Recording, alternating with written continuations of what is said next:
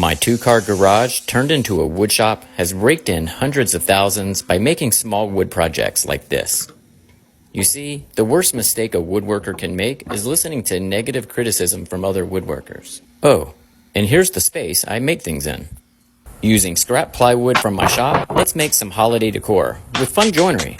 Oh, and you see this template? This is going to help me to batch out hundreds of this product, kind of like a CNC machine.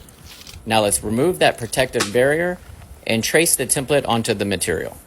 Now you could make this project out of solid wood, but I'm being resourceful and I have leftover scrap plywood, so I want to utilize it. So after I got the image traced on it, I started to remove the excess with a jigsaw. You want to leave it about 1/8 of an inch, just proud of your line. Like this. Oh, and I forgot about the antlers. Let's put this down. But then I remembered, hey, I've got some white oak plywood. I know it's stashed under here somewhere.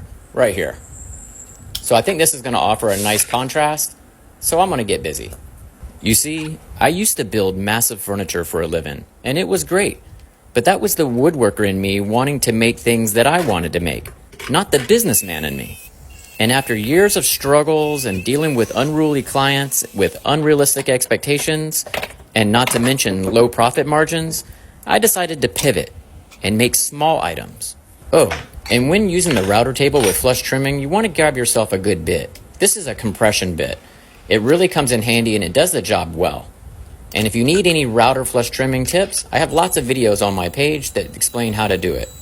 It's really easy, but it's about building up the confidence factor so you can bang these products out. And you can see the flush trim bit. The wheel bearing rides along the template while the cutter head removes the material. It matches the pieces exactly, just like a CNC machine. Except better, you don't have the cost, and you still get to make things with your hands.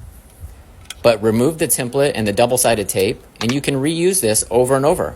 It's great. And by the way, I offer these templates on my site, kind of like a side hustle to generate any extra revenue that I can. Will I get rich? Definitely not.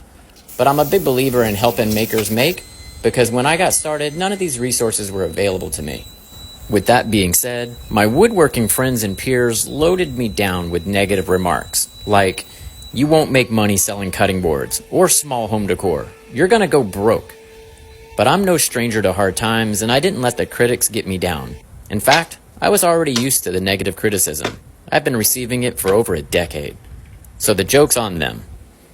My furniture builds before would have profit margins of 50% and sometimes lower. That's not that great.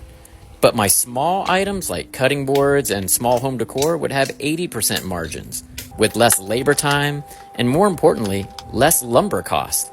After all, inflation is through the roof, and lumber, it can make or break you.